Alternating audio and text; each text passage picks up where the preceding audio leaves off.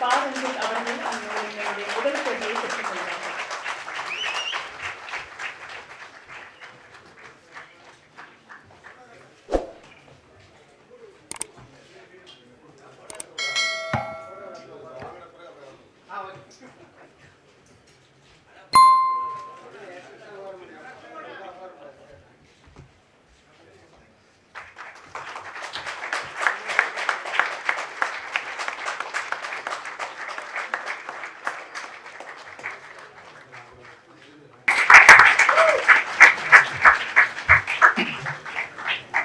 ஜெய்வே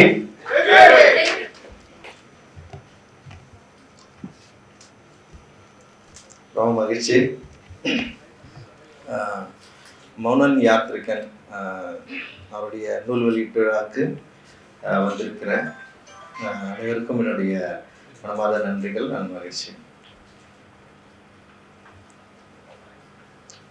so இதுக்கு முன்னாடி நம்ம கிட்ட பேசின ஐயா மனுஷபுத்திரன், அப்புறம் வந்து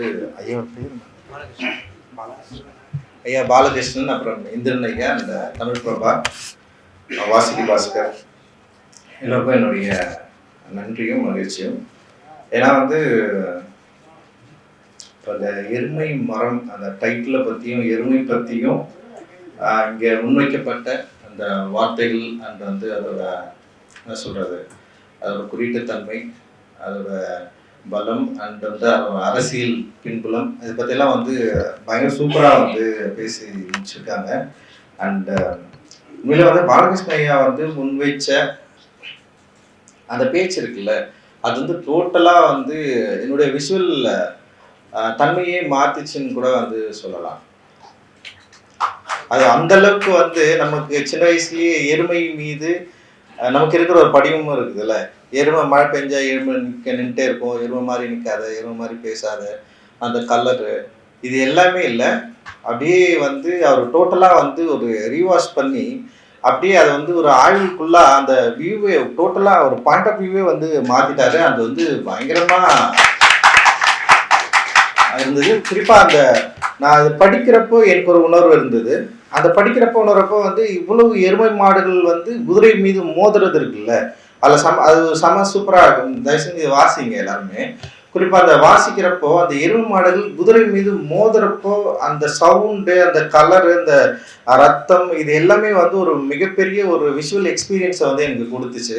ஆனால் பாலகிருஷ்ண ஐயா சொல்கிறப்போ இந்த எருமை என்பது எதனுடைய ஒரு குறியீடாகவும் குதிரைகள் என்பது எதனுடைய குறியீடாகவும் வந்து அப்போ அந்த குறியீட்டினூட அந்த விஷுவல் பண்ணி பார்க்குறப்போ அதோட விஷுவல் எக்ஸ்பீரியன்ஸே பயங்கரமாக இருக்குது. அதோடைய அரசியல் தன்மையும் அதுக்கு வந்து ரொம்ப முக்கியமானதாக இருக்கிறதா நான் வந்து பார்க்குறேன். அந்த வகையில் வந்து எருமை மரம் உண்மையிலேயே முழுசா நான் படித்து முடித்தேன். எனக்கு ரொம்ப பிடிச்சிருந்தது. கரியனுடைய அந்த போர் இருக்குல்ல, அது ரொம்ப ரொம்ப முக்கியமானதாக நான் வந்து நினைக்கிறேன். அந்த நிச்சயமாக நமக்குள்ள நிறைய கரியன்கள் இருக்கிறாங்க. அந்த கரியனால தான் அண்ணன் தொழில் திருமாவளவன் நான் வந்து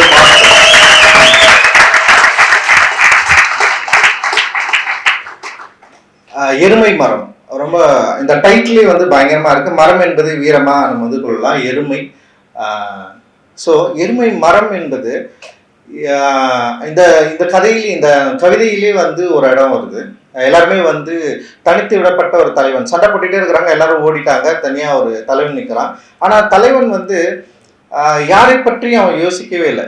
நமக்கு வந்து நம்ம யாராவது பாராட்டுவார்களா, இல்லை வந்து நம்ம கூட யாராவது வந்து நிற்பார்களா, இல்லை நம்ம வந்து நமக்கு வந்து பெரிய ஒரு அங்கீகாரம் கிடைக்குமா, இந்த அங்கீகாரம் வந்து நமக்கு பல இடங்களில் வந்து நமக்கு வந்து பெற்றுத்தருமா, இதன் மூலமா பயன்கள் விளையுமா, அதை பற்றி எதுவுமே யோசிக்காம தன்னுடைய நிலத்துக்காகவும் தன்னுடைய மண்ணுக்காகவும் தன்னுடைய மக்களுக்காகவும் ரொம்ப சுயமா ஒரு போராட்டத்தை நிகழ்த்தி கொண்டிருக்கிற அந்த கரியனை போல அண்ணன் திருமாவளவன் அவர்கள் இங்க இருக்கிறத நம்ம வந்து பார்க்க முடியுது. ஏன்னா சமீப கால குறிப்பா இந்தியாவில் தலித் அரசியல் சூழல்ல வந்து பல தலைவர்களை நம்ம வந்து பார்த்துருக்கோம். குறிப்பா நான் வந்து திருவள்ளூர் மாவட்டத்துல இருந்ததுனால வந்து பூவை மூர்த்தியாரை வந்து நான் நேரடியா கிட்ட இருந்து நான் பார்த்த ஒரு சூழல் எனக்கு வந்து இருந்திருக்கு. அண்ணன் அவரும் வந்து என்ன சொல்றது, பயங்கரமா எங்க மீட்டிங்க மக்கள் அப்படின்னு ஓடிட்டே இருப்பாரு. திடீர்னு ஒரு நாள் காணாம போயிட்டாரு. அது வந்து ஒரு கொடிய நாள், ரொம்ப ரொம்ப ஒரு கஷ்டமான ஒரு நாள் தான் அது. ஸோ அப்படி ஒரு தலைவனை இருந்துட்டு இருந்த நம்ம இடத்துல வந்து ஸோ அதோட பிரதியா அந்த மக்களுக்காக தன்னுடைய ஒரு என்ன சொல்றது ஒரு டே டு டே லைஃபை டெய்லி அப்ளை பண்றதுக்குல அந்த மக்களுக்காக தன்னுடைய வாழ்க்கை வாழ்நாளை டெய்லி கொடுத்துட்டே இருக்கிறதுக்குல அது வந்து ரொம்ப சாதாரண விஷயமா நான் வந்து பார்க்கல. அது ஒரு ரொம்ப முக்கியமானதா நான் வந்து பார்க்குறேன். ஸோ அந்த டெய்லி தன்னுடைய வாழ்நாள் தான் எழுந்துக்கிறதுல இருந்து அப்புறம் வந்து தூங்குற வரைக்குமான அந்த டே டு டே லைஃபை தன்னுடைய மக்களுக்காகவே வந்து கொடுத்துட்டு மக்களுக்காகவே பேசிக்கிட்டு மக்களுக்காக வந்து சிந்திச்சுக்கிட்டு மக்களுடைய நலன்களை பற்றி யோசிச்சுட்டு தன்னுடைய நலனை பற்றியும் பாராம அவர் வந்து இருந்துட்டு இருக்கிறது இருக்குல்ல, நம்முடைய நிகழ்காலத்துல நின்றுட்டு இருக்கிற ஒரு கரியனா அண்ணனை பாக்குறப்ப வந்து எனக்கு ஒரு மிகப்பெரிய ஒரு நான் எப்பவுமே வந்து அவர் மேல வந்து ஒரு பொறாமை கூட உண்டு எனக்கு. ஏன்னா நான் வந்து ஒரு ஒரு டிஃப்ரெண்ட் லைஃப் ஸ்டைல் வாங்குறேன். நான் வந்து ஒரு இலக்கிய களத்துல இருந்து வர்றது அப்புறம் வந்து ஒரு சினிமா அப்படின்ற இடத்துல இருந்து நம்ம வந்து இயங்குறோம். ஸோ எனக்கு சில என்ன சொல்றது ஒரு விருப்பங்கள் இருக்கு, எனக்கு சில ஏக்கங்கள் இருக்கு. என்னுடைய கலையின் வழியா நான் யார் என்பதை அறிந்து கொண்டேன். என்னோட கலையின் வழியா நான் யார் என்பதை சொல்லணும்னு சொல்லி எனக்கு தோணுச்சு. ஸோ கலைகள் மீது கலைகளிலிருந்து என்னுடைய பண்பாட்டை மீட்டெடுப்பதற்கான ஒரு வேலையை நான் செய்யணும்னு எனக்கு தோணுச்சு. ஸோ அந்த இடத்துல இருந்து நான் ஒரு டிஃப்ரெண்ட் லைஃப் ஸ்டைல்ல இருந்து வரேன். அப்புறம் வந்து என்னுடைய நோக்கங்களும் டிஃப்ரெண்டா, அதாவது நோக்கம் ஒன்னா இருந்தாலுமே செயல்பாடு வேற ஒன்னா, செயல்பாடு வந்து அதோட வடிவம் வேற ஒன்னா இருக்கு. ஆனா அண்ணன் தொல் திருமாவளவன் அவர்கள் தேர்ந்தெடுத்த அந்த செயல் வடிவம் இருக்குல்ல, தன்னை ஒப்புவித்தல் இருக்குதுல்ல, தன்னுடைய மக்களுக்காக தன்னுடைய இனத்துக்காக தன்னுடைய மக்கள் எந்த விதையும் யோசிக்காம தன்னை ஒப்புவிக்கிறது இருக்குல்ல, அந்த ஒப்புவித்தல் வந்து ரொம்ப முக்கியமானதா நான் பாக்குறேன். அந்த பொறாமை வந்து அண்ணன் கிட்ட நான் எப்பவுமே வந்து எனக்கு வந்து இருக்கு. இது வந்து ரொம்ப அசாத்தியமானது, இது எல்லாராலையும் அதை செய்ய முடியாது அப்படின்னு நான் நினைக்கிறேன். அப்படி இருந்ததுனாலதான் இப்ப வெல்லும் ஜனநாயகம் அப்படின்ற ஒரு மிகப்பெரிய மாநாட்டை நிகழ்ச்சி பல லட்சம் உண்மையே வந்து இந்தியாவே அசந்து போற அளவுக்கு அவ்வளவு இளைஞர்களை ஒன்று திரட்டி அந்த விஷயம் நம்ம பார்க்கறதுக்கு நமக்கே ஒரு எழுச்சி வருது. அந்த விஷயம் இருக்கிற அவ்வளவு பெரிய ஒரு கட்டுப்பாடு உள்ள ஒரு கூட்டத்தை உருவாக்கி உண்மையிலே வந்து பாபா சாஹேப் அம்பேத்கர் அவர்கள் பௌத்தத்தை தழுவதற்காக அவ்வளவு பெரிய கூட்டத்தை வந்து கூட்டி நிறுத்தினாரு. அந்த கூட்டத்திலும் சரி இந்த கூட்டத்திலும் சரி எங்கேயும் வந்து வன்முறையும் எந்த அசம்பாவிதங்கள் நடாம அவ்வளவு கட்டுப்பாடா அவ்வளவு பெரிய கூட்டத்தை நிகழ்த்தி இந்திய அரசியலையே வந்து திருப்பி பார்க்க வைத்த ஒரு மிகப்பெரிய கூட்டம் எங்க கிட்ட இருக்கு, மிகப்பெரிய படை எங்க கிட்ட இருக்கு. நாங்க வந்து ரொம்ப சாதாரண ஆள் கிடையாது, ரொம்ப கட்டுப்பாடானவர்கள். எங்களுக்கு ஒரு பண்பாடு இருக்கு. அந்த பண்பாடு என்பது இங்க இருக்கிற ஒடுக்குமுறையை எதிர்க்கிற பண்பாடு அப்படின்றத வந்து பயங்கர தெளிவா ஒரு ஸ்டேட்மெண்டா இன்னைக்கு வந்து இங்க இந்திய அரசியல தமிழக அரசியல வந்து ரொம்ப என்ன சொல்றது பயங்கரமா வந்து வெளிப்படையா ஒரு ஒரு சினிமா திரைப்படங்கள்ல வர ஒரு மாஸ் காட்சி போல வந்து பயங்கரமா நிகழ்த்தி காட்டுறாங்க. உண்மையே வந்து என்னுடைய மனம் திறந்த மகிழ்ச்சியும் அன்புனா அந்த விஷுவல பாக்குறப்ப இன்னும் கூட அந்த டாப் அண்ட் விஷுவல்ல இருந்து நமக்கு கண்ணிலே இருக்கு. ரொம்ப அது சாதாரண விஷயம் கிடையாது. ஒரு தனி நபரா நின்று தன்னை வந்து யார் பாராட்டுவார்கள் தூற்றுவார்கள், நம்ம கூட யார் நிற்கிறாங்க நிற்கல அப்படிலாம் எதுவும் இல்லாம அந்த கட்சி மீதும் அமைப்பு மீதும் மக்கள் மீதும் கொண்ட மிகப்பெரிய அந்த நெடிய என்ன சொல்றது அன்பும் அந்த மன உறுதியும் தான் வந்து அண்ணனை இந்த இடத்துல வந்து நிறுத்திருக்கு அப்படின்னு நான் நினைக்கிறேன். உண்மையிலேயே வந்து ரொம்ப ரொம்ப சந்தோஷம்னா இதோட சேர்ந்து அண்ணன் எடுத்திருக்க இன்னொரு முடிவு வந்து பானை சின்னத்தில் தான் நாங்கள் போட்டிடுவோம் அப்படின்னு சொன்னது வந்து ரொம்ப முக்கியமானதா நான் வந்து பார்க்கிறேன். இது ரொம்ப முக்கியமானது. இந்த பானை சின்னத்தில் போட்டியிட வேண்டும். பானை சின்னம் போட்டியிடுகிற அனைத்து தொகுதிகளிலும் அண்ணன் மிகப்பெரிய வெற்றி அடைய வேண்டும். அது மிகப்பெரிய ஒரு விஷயத்தை அண்ணனுக்கு கொடுக்கணும் அப்படின்றது வந்து அவருக்கு நம்ம ஆதரவா நிற்கணும் அப்படின்றது வந்து என்னுடைய விருப்பமும் இங்க இருக்கிற எல்லோருடைய விருப்பமும் மக்களுடைய விருப்பமா இருக்கு. நாங்கள் துணை விருப்பம் மகிழ்ச்சி. ஸோ அந்த கரியனுக்கும் இவருக்கும் வந்து பயங்கர தொடர்பு இருக்கு. இந்த எருமை மரத்துல தனித்து விடப்பட்டவனின் ஒரு வீரம் இருக்குல்ல, அது ரொம்ப சாதாரணமானதெல்லாம் கிடையாது. அது வந்து பயங்கர நெஞ்சுறுதியை கொண்டது. அதாவது என்னன்னா தன்னை வந்து ஒப்புவித்தல். அதாவது என்னன்னா எனக்கு நான் எப்பவுமே என்னுடைய முன்னோர்களை எப்படி பாக்குறேன்னா சாவ துணிந்தவர்களை தான் நான் பாக்குறேன். நான் வாழ்வதற்காக சாவ துணிந்தவர்கள், தன்னுடைய இனம் வாழ்வதற்காக சாக துணிந்தவன், தனக்கு பின்னாடி வருகிற சமூகம் வாழ்வதற்காக சாக துணிந்தவனா தான் நான் வந்து பாக்குறேன். இது வந்து ஒரு நீண்ட நெறிய ஒரு போராட்டம். இந்த போராட்டம் வந்து ஏதோ இந்த இடத்துல வந்து நிக்கல. ஒவ்வொரு காலமும் ஒவ்வொரு மனிதனை ஒவ்வொரு டைம் வந்து நம்மளை வந்து முன்னிறுத்தும். நமக்கு முன்னாடி வந்து ஒவ்வொரு காலகட்டம் இருந்துட்டே இருக்கு. இப்போ அயோத்திதாசர் பண்டிதருடைய காலகட்டத்தில் அவரை அந்த காலம் வந்து முன்னிறுத்திருச்சு. அப்புறம் வந்து ரெட்டமலை சீனிவாசனை வந்து அந்த காலம் வந்து முன்னிறுத்திச்சு. அப்புறம் அம்பேத்கரை அந்த காலம் முன்னிறுத்திச்சு. இப்படி ஒவ்வொரு காலமும் ஒவ்வொரு மனிதனை வந்து முன்னிறுத்தி கொண்டே இருக்கிற இடத்துல இந்த நாவல்ல வர, இந்த கவிதையில வர கரியன் மாதிரி இந்த சமகாலத்துல நமக்கு முன்னாடி பல தலித் தலைவர்கள் இருந்தாலுமே அண்ணன் திருமாவளவன் அவர்களை முன்னிறுத்துவது அப்படின்றது வந்து ரொம்ப முக்கியமானதா நான் வந்து பார்க்கிறேன். அது வந்து ஒரு என்ன சொல்றது, இதோட பலம் என்றது வந்து ரொம்ப சாதாரணதா எடை போட்டுற முடியாது அப்படின்னு நினைக்கிறேன். இது மிகப்பெரிய ஒரு இதோட ஆசி, இதோட பலம் அப்படின்றது வந்து ஏதோ இந்த இடத்துல நிகழ்ந்ததா நான் வந்து பார்க்கல. இது ஒரு நெடிய நீண்ட போராட்டத்தின் நீட்சியா தான் நான் வந்து பார்க்கிறேன். இந்த போராட்டத்தின் விளைவு அப்படின்றது வந்து பலன் அப்படின்றது வந்து மெட்டீரியலைஸ்டு கிடையாது. ஒரு பொருளை வந்து எடுத்து உபயோகிக்கிறது. இது வந்து ஒரு என்ன சொல்றது, ஒரு நம்மளுடைய மூளையில் நமக்கு வந்து நம்ம கிட்ட வந்து ஒரு படிப்பை வந்து கொடுத்துருக்க. நம்ம மூளையில நீ வந்து அடிமை, நீ வந்து இங்கிருந்து வந்திருக்கிற, உனக்கு வந்து கல்ச்சுரல் லெஸ், உன்கிட்ட பண்பாடு இல்லை, உங்களுடைய பழக்க வழக்கங்கள் என்பது இங்க வந்து பொதுவில் ஏற்றுக்கொள்ளப்படாமல் இருக்குது, உங்களுடைய பழக்க வழக்கங்கள் என்பது ஒரு தீட்டா இருக்கு அப்படின்னு சொல்லிட்டு நம்முடைய மூளையில் ஏற்றி வைக்கப்பட்ட இந்த கருத்தை எதிர்க்கிறது அப்படின்றது இல்லை. அதுதான் வந்து நம்முடைய மிகப்பெரிய ஃபைட்டா இருக்கு. அந்த ஃபைட் வந்து லைக் வந்து இது வந்து ரொம்ப சாதகமா முடிஞ்சிருமா அப்படின்னு நான் நினைக்கல. இந்த ஃபைட் வந்து ஒட்டுமொத்த தமிழக சூழலுக்கு ஒரு ஃபைட்டா வந்து இன்னைக்கு வந்து மாறிட்டு இருக்கு. அந்த ஃபைட்டை நான் வந்து எருமை மரம்ன்ற ஒரு கவிதை, இந்த கவிதை தொகுப்புல நான் பாக்குறேன். ஸோ ஒரு பிரதி அப்படின்றது வந்து எங்கிருந்து வருது, அது எதை வந்து வெளிப்படுத்துது, இது யாருக்கானது அப்படின்றது வந்து ரொம்ப முக்கியமானதா நான் வந்து பாக்குறேன். நான் மௌன யாத்திரிகையுடைய பிரதி வந்து இது வெளிப்படையா பாக்குறப்ப வந்து ஒரு தமிழ் நிலத்துக்கான ஒரு பிரதியா வந்து இது வந்து நம்மளால இது வந்து புரிஞ்சுக்க முடியுது.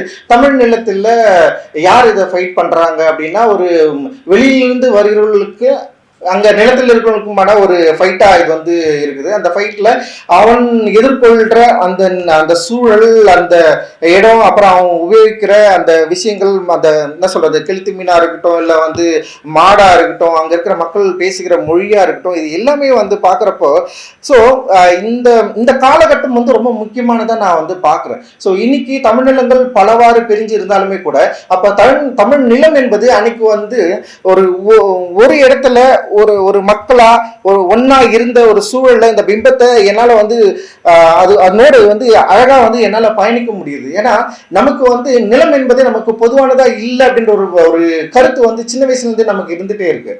ஒரு ஊர் அப்படின்றது வந்து ஒரு காலனிக்கு சொந்தமானதா இல்லாமலே இருந்திருக்கு. அது வந்து சின்ன வயசுலயே நமக்கு ஒரு பெரிய பாகுபாட்டை வந்து சொல்லிட்டே இருந்துட்டு இருக்கு.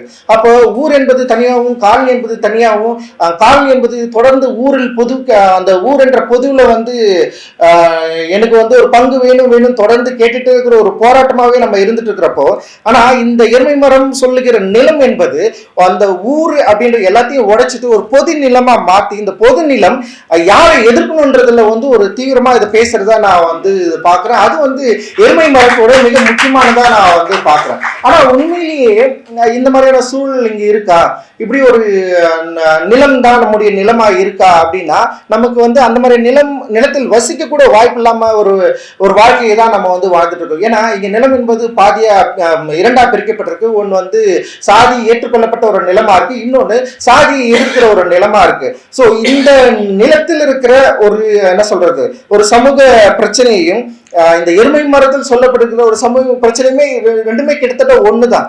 ஆனா நம்ம வாழும் காலத்துல இந்த எருமை மரத்தில் அந்த கவிதை நூல்ல பேசப்பட்டிருக்கிற இந்த பிரச்சனையை நம்முடைய பிரச்சனையா பாக்குறப்ப ஒரு பெரிய ஒரு என்ன சொல்றது, அந்த போராட்ட குணம் அப்படின்றது வந்து ஒரு ஒற்றுமைக்குள்ள உள்ளாக்கப்பட்ட ஒரு தத்துவத்தை பேசுகிற ஒரு இடத்தை நோக்கி நகர்த்தது. அந்த இடத்தை நோக்கி நம்ம போகணும் அப்படின்றதுதான் நம்முடைய மிகப்பெரிய ஆசை. ஆனா போறதுக்கு முன்னாடி நம்ம நிலம் இங்க வந்து பிரிஞ்சு இருக்கு, இங்க பாகுபாடோடு இருக்கு. இந்த பாகுபாடை ஒழிக்கிற தத்துவத்தை நம்ம மேற்கொள்ள வேண்டிய தேவை இருக்கு. தொடர்ந்து இந்த நிலம் வந்து பிரிஞ்சுக்கிட்டே இருக்கு. இந்த பிரிஞ்சு போன நிலத்தை சரி செய்கிற வேலையை நம்ம வந்து செய்ய வேண்டியது இருக்கு. அப்ப அந்த வேலையை செய்யறப்போ என்னுடைய மொழி வந்து பொதுவுக்கு எதிரானதா இருக்க வேண்டிய தேவை இருக்கு.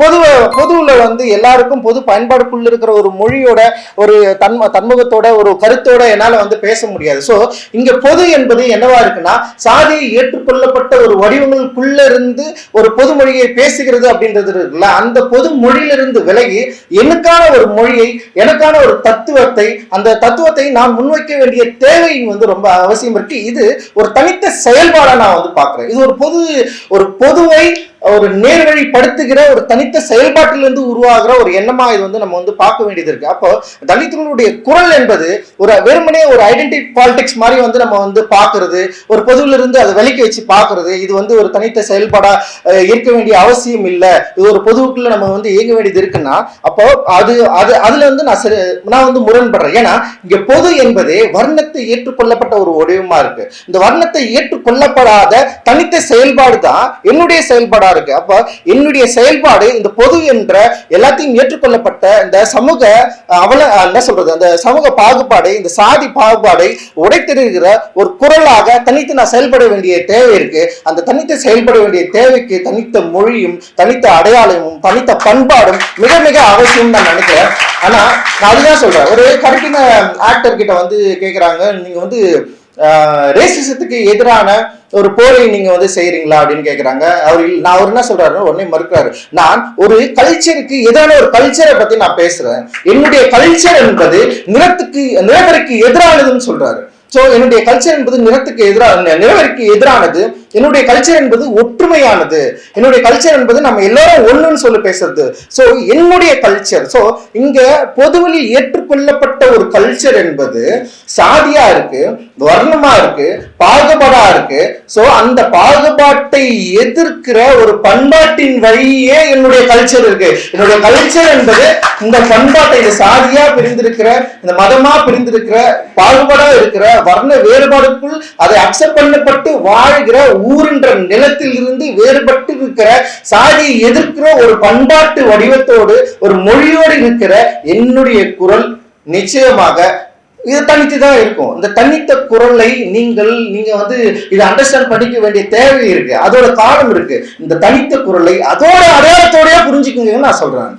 இதுக்கு ஒரு பொதுன்ற ஒரு அடையாளத்துக்குள்ள வந்து நீ பேசு அப்படின்றத விட, இந்த தனித்த குரலை அதோட அடையாளத்தோடு புரிந்து கொண்டு அதை நீங்க ஒத்துக்கொள்றப்பதான் இந்த தனித்த குரலுக்கான தேவையை நம்மளால புரிஞ்சுக்க முடியும். அப்படி இல்லைன்னா இந்த தனித்த குரலுக்கான தேவை இல்லாம இங்க வந்து ஏற்கனவே பொதுமயமாக்கப்பட்ட ஒரு இடத்துக்குள்ள வந்து அதை வந்து நம்ம வந்து என்ன சொல்றோம், டைல்யூட் பண்ற ஒரு இடமா அது மாறிடும் அப்படின்றது வந்து என்னுடைய கருத்தா நான் வந்து பாக்குறேன். அப்படி இந்த தனித்த செயல்பாடு, தனித்த குரலை ஒரு என்ன சொல்றது, ஒரு தனித்த செயல்பாடை வெறுமனே ஒரு ஐடென்டி பாலிடிக்ஸா சுருக்காம அது ஒரு பொது சமூகத்தை சீர் பண்ணுகிற, ஒரு பொது சமூகத்தை நேர்படுத்துகிற, ஒரு பொது சமூகத்தை நல்வழி நோக்கி நடத்துகிற, சாதியற்ற சமூகமாய் மாற்றுகிற வேலையை தொடர்ந்து இந்த தனித்த செயல்பாடா இருக்கிற இந்த தலித் பண்பாடு என்பது தொடர்ந்து இங்க கலை இலக்கியங்களிலும் அரசியல் இயக்கத்திலும் தொடர்ந்து செய்து கொண்டிருப்பதை நம்ம கண்கூடா நம்ம இது வந்து பார்த்துட்டு இருக்கிறோம். அந்த வேலையை, அந்த விஷயத்தை எருமை மரம் அப்படின்ற ஒரு கவிதையின் நூலா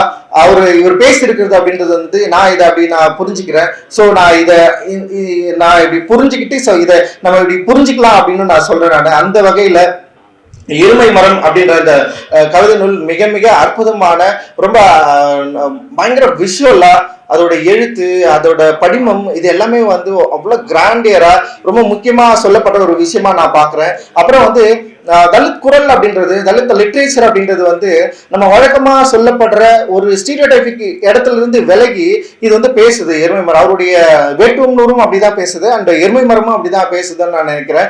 இது வந்து ரொம்ப தனியான அற்புதமான குரலா இருக்குது. இந்த குரல்ல வந்து எங்கும் அவலத்தை நம்மளால கேட்கவே முடியல. அவனை வந்து ஒதுக்கி விட்டு அவன் வந்து ஓரமா நிக்கிறத நம்மளால பார்க்கவே முடியல. அந்த லேண்டை ஓன் பண்றான், இது நான் தான் சொல்றான். அந்த லேண்ட்ல ஓன் பண்ணிட்டு அந்த மக்களுக்காக நிக்கிறான், ஃபைட் பண்றான், அந்த ஒட்டுமொத்த நிலத்தை வந்து அவனதான் மாத்துறான். இது வந்து யோசிக்கிறப்பவே வந்து ரொம்ப அற்புதமான ஒரு கிரியேட்டிவ் தன்மையா இருக்குது. அவ்வளவு அற்புதம், ஏன்னா நான் அவ்வளவு சந்தோஷமா அதுல இருக்க முடியுது. ஏன்னா என்னுடைய இயல்புல நான் அப்படி இருந்ததே இல்லை. அந்த என்னுடைய இயல்புல இல்லாதத அவருடைய எழுத்துல வந்து ஒரு இப்படி ஒரு முன்வைக்கிறது அப்படின்றது வந்து ரொம்ப முக்கியமானதா நான் நினைக்கிறேன். குறிப்பா இன்னைக்கு சமகால சூழல்ல தலித் பிரதி அப்படின்றது வந்து என்ன மாதிரியான விமர்சனங்கள்ல வைக்கப்படுது, அது என்ன மாதிரியான எதை நோக்கி கொண்டு போயிட்டு இருக்கிறாங்க, லைக் என்ன தேவைகள் அதுல இருக்கு அப்படின்றத பத்தி பல டிஸ்கஷன்கள் இருக்கிறப்போ எருமை மரம் அதற்கு வந்து சரியான உதாரணமா நான் பாக்குறேன். இங்க இருக்க நிறைய யங்ஸ்டர்ஸ் இளைஞர்கள் இருக்கிறீங்க, குறிப்பா கலை இலக்கியங்கள் மீது பெரிய ஆர்வம் கொண்டவர்கள் இருக்கிறீங்க. நிச்சயமா இந்த எருமை மரம் உருவாக்குகிற மொழியை லைஃபை வந்து நம்ம முதல்ல அண்டர்ஸ்டாண்ட் பண்ணிக்கணும் அப்படின்னு நான் நினைக்கிறேன். இதை படிக்கணும், இதை படிச்சு இதை நம்ம புரிஞ்சுக்க நம்ம ட்ரை பண்ணணும். ஏன்னா தலித்துடைய நிலம் வாழ்க்கை அப்படின்றது வெறுமனே ஒடுக்கப்பட்ட ஒரு அரசியலோட முடிந்து போவது கிடையாது. அதுக்குள்ள பல வாழ்க்கை இருக்கு, பல சந்தோஷமான தருணங்கள் இருக்கு, அவ்வளவு கொண்டாட்டங்கள் இருக்கு, அவ்வளவு வீரம் சுரிந்த கதைகள் இருக்கு, அவ்வளவு ஃபைட் இருக்கு, அவ்வளவு காதல்கள் இருக்கு. இந்த காதல்களையும் கொண்டாட்டங்களையும் மகிழ்ச்சியும் வந்து நம்ம இன்னும் அதிகமா பேச வேண்டிய தேவை இருக்கு. ஏன்னா ஒரு வாழ்க்கை என்பது ஒரு கோடோட முடிஞ்சது கிடையாது. வெறும் தலித் லைஃப் அப்படின்றது வந்து எல்லாமே என்ன பண்றாங்கன்னா ஒரு சின்ன ஸ்டீரியோடைப்ல சுருக்கி நமக்கு என்ன ஆயிடுச்சு, நம்மளோட விஷனே இப்படி ஆயிடுச்சு. தலித் பிரதினா இப்படிதான் எழுதணும், நம்ம இப்படிதான் யோசிக்கணும், இப்படிதான் இருக்கணும்னு சொல்லிட்டு நமக்கு வந்து நம்முடைய அந்த விஷனை ரொம்ப சுருக்கி ஒரு கோடா மாத்திட்டாங்க. அதை பிரேக் பண்றதுக்கு வந்து நம்ம அதை பிரேக் பண்ணதான் நம்ம ட்ரை பண்ணிட்டே இருக்கிறோம். அந்த பிரேக்கிங்க எருமை மரம் வந்து மிக அற்புதமாக அனாயசமாக செய்கிறது. உண்மையிலே வந்து ரொம்ப முக்கியமான ஒரு இடத்திற்கு இந்த கவிதை உலகம் நகர்ந்ததை நான் வந்து பார்க்கிறேன். குறிப்பா எருமை மரம் அது சொல்கிற மொழியும் அதோட லேண்டும் மனிதர்களும் விலங்குகளும் அவ்வளவு அற்புதமான ஒரு வாழ்க்கையை வந்து நம்முடைய முன்னோர்கள் வாழ்ந்திருக்கிறாங்க. அந்த முன்னோர்கள் வாழ்க்கைக்குள்ள நம்ம போறப்போ நமக்கு வந்து மிகப்பெரிய ஒரு தன்னம்பிக்கையும் எழுச்சியும் உண்டாகும். அந்த எழுச்சி சமகாலத்துல நமக்கு வந்து மிக பயனுள்ளதா மாறும் அப்படின்னு நான் நினைக்கிறேன். அந்த பயன் என்பது யாருக்கும் பயப்படாம எதிர்த்து நிக்கிறது தான். அந்த எதிர்த்து நிக்கிற சண்டையை நம்முடைய முன்னோர்கள் பல காலத்திற்கு முன்னாடி இருந்து சண்டைப்பட்ட சண்டையை நம்ம தொடர்ந்து அதோட நீச்சா நமக்கு இந்த காலத்துல இப்ப நம்ம வந்து சண்டைப்பட்டு இருக்கோம். அந்த சண்டை தொடர்ந்துட்டு இருக்கணும்.